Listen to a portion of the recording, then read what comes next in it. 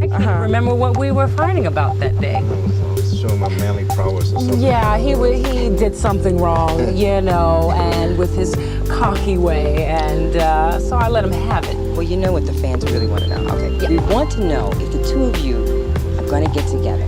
All right. So when we saw these karate chops, it just, you know, left a little bad taste in our mouth. So, are you two really going to get together? The fans want to know. I want to know. What? What's and up? we want to. Okay. We want to get together. We We want to get together. She's playing hard to get though. Oh yeah. I mean, you know, I just ended one relationship, you know, and I'm starting a new relationship, so it's going to take some time. It's going to take you know. some time. It's going to have to, you know, prove himself to me. And the fans could write in. They could write in and say, look, You heard that be now. smart. Get Absolutely. these guys together. Yeah. Oh yeah. What? There's something I've always wanted to ask soap opera stars. Yeah. Okay. How do you memorize all those lines? I mean, how does it work? The script comes to you the day before, the night before, or what? How does that work? Well, let me just take this one first because I was talking about this in the car. Yeah. Ironic. It really depends. We can get a script anywhere from 3 days to a week in advance. Right. But I have the same question. This woman comes in, we have what's called a dry blocking, a camera blocking, and a dress rehearsal before we tape. Okay. And dry blocking, people come in with no makeup on, they're tired, they're groggy, they may have had a fight with their wife or husband in the morning. This one comes in the morning knowing her script. Whereas all the other actors, they walk in and they're reading their script in dry blocking, and sometimes reading the script and still not pronouncing the words or mispronouncing a word.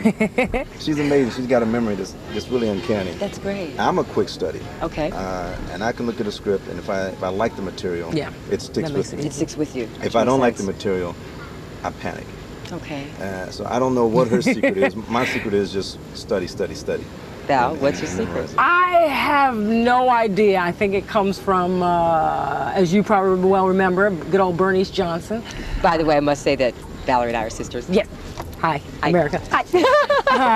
I know, good old Bernice Johnson. Well, you know, back in Bernice Johnson, I mean, the way they taught us, you know, while we were dancing, you know, you had to pick up quickly. Absolutely. I remember. If you did not pick up quickly, you know, you were left behind. Right. So I use that same process, you know. Been doing it for so many years, you start to use that same process and with dialogue. Right. So you change it from dance step to dialogue. Right. So that I'm very lucky because that background training. That helps. Yeah, definitely. But you know, also further, we can get a script 2 weeks in advance, so it's not always the day before.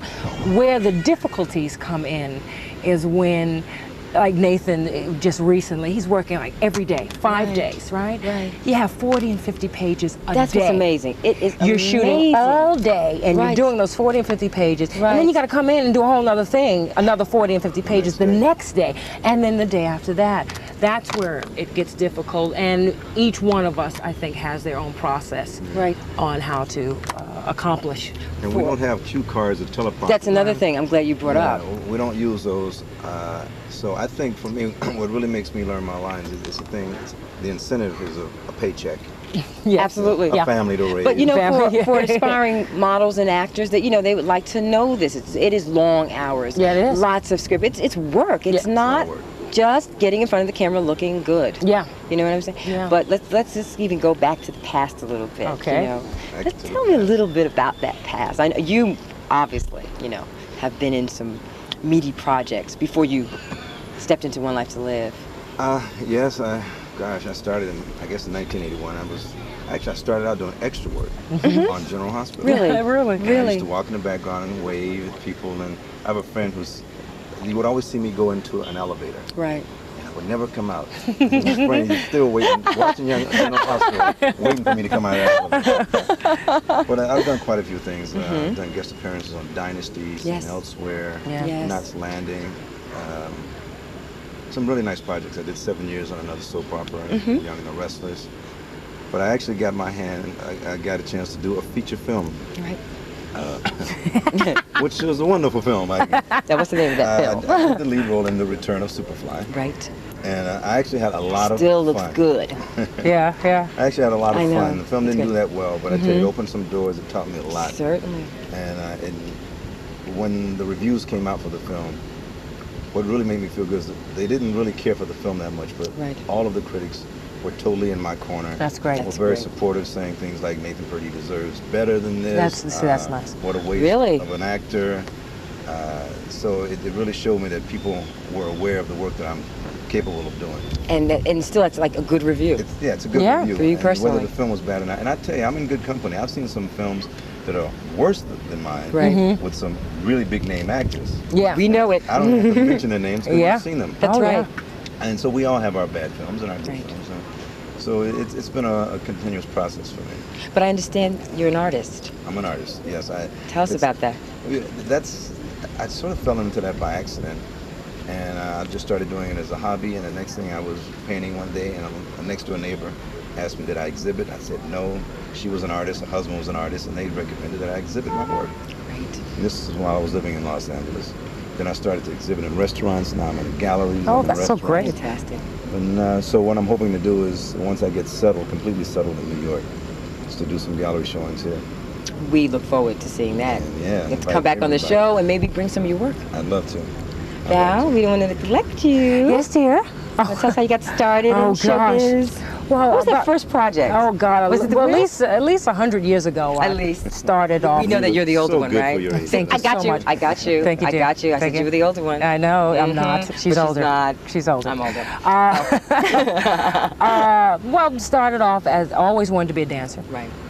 and came upon a dancing school by the name of Bernice Johnson, Mm. and she basically taught me so much about the business. I mean, you know, not only, you know, dance technique of all types, ballet, jazz, African tap, but we used to put on big shows Right. every year, like the recitals. But our recitals was at Carnegie Hall, Philharmonic Hall, Lincoln and Center. Lincoln Center, you know, that whole shebang. And not only did we do dance, but we were part of a show. Right. We had to act, we had to sing, we did costume, we did lighting. So all that helped me, you know, with being to where I am today, you know, being able to do different areas and You've come a long way. accomplish a lot of things. I do you want to know. stop and say Sure, dear. that I have both of your resumes, and what a colorful background. I mean, it's just wonderful, you know. Thank you, dear. We've been having fun, I think. Projects Yeah. that you've done in We've the been having past. fun, yeah. You've done a lot of Broadway, though. Of Lot course, of- I know that. Yeah, you know that. But I know that. I know, you know that. You've You've seen done a it, lot of I think. Broadway. Yeah. But see, some people don't know that you're a dancer. Yeah. You had dance training, but they don't know that you were an accomplished. Oh, well, 20 some odd years. Yeah, Do you yeah. plan on doing any dancing? Yeah, I mean, are you going? Has that stopped? Pop. Has Pop? it stopped? You Decorations. know, no, it really hasn't stopped. What has stopped is there's really not too many people I really want to work with now. That's You understandable. know, when you work with Fosse and Graciela Danielle and George Faison and Michael Peters, you know, what's left? I know. You know what I mean? Not saying that they're not great people that are up and coming. It's just that I've kind of reached my goals as a dancer. You know, I got a chance to work with some incredible choreographers and incredible dancers, you know, all my life. So I'm really satisfied. So whether I dance or not now, you know, is like the cherry on the ice cream sundae. I like that. Yeah. You know, she just said she's satisfied. You know how rare that is? You know it. I mean, When you're satisfied Yeah. with what you're doing, yeah, and then to move on to be an actress and a singer, because the woman sings too. You know, she I know, sings. and she sings. And I'm so I love it. fortunate. I love it I'm so so much. fortunate Andre. to be It's so working sweet. with this You You're lady. guys really sweet. got to get together. So we want to see that. Yeah, something's It's so gotta sweet. happen. Thank you. Something's got to write in. Right Tell them in. you want to Real see important. Sheila and Hank together. Yeah, no matter what you see on that screen, we No matter what. like each other. Yes. I Love want to ask this Sue, man. though, you've got an interesting project coming out. Yes. You want to tell us about that? Well, I've actually been working on this for a little more than a year now. It's a project called Sepia Tone, Okay. and it's the story about Oscar Micheaux, who's like really the first black director producer at his own studio.